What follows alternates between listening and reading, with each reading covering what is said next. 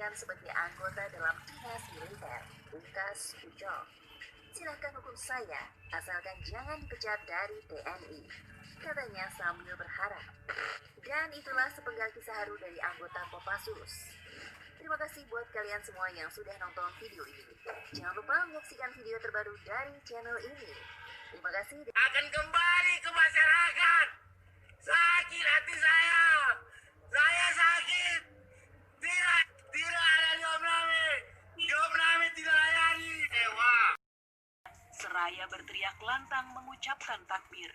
Ledakan keras pun terdengar dari granat tadi. Ratu Suparlan gugur bersama para milisi Fretilin yang ikut diajak mati oleh aksi nekat Ratu Suparlan. Sementara itu, sisa pasukan unit Suparlan yang tinggal 5 orang telah menguasai ketinggian di celah bukit. Melihat gugurnya Ratu Suparlan, dari atas bukit mereka menghujani tembakan kepada kerumunan Fretilin. Lalu korban pun berjatuhan dari kedua belah pihak. Bersenjatakan dengan senapan serbu, mortar, dan pelontar granat.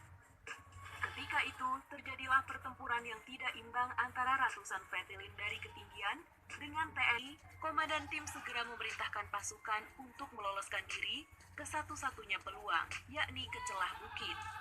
Namun hanya sedikit waktu yang tersisa bagi pasukan kecil ini, sehingga Ratu Suparlan menyatakan pada komandannya untuk terus maju. Sementara, mesin milik rekannya yang sudah gugur. Tanpa gentar sedikit pun, ia menerjang ke arah pasukan Fretilin. Hamburan peluru senapan mesin musuh yang mengoyak tubuh Ratu Suparlan dibalasnya dengan rentetan peleng ketaton. Bukannya roboh seperti harapan musuh, Ratu Suparlan justru terhitung jumlah peluru yang telah menancap di tubuhnya, membuat seragam loreng yang dikenakan Ratu Suparlan berubah warna menjadi merah akibat darah yang mengucur deras dari luka-lukanya. Namun,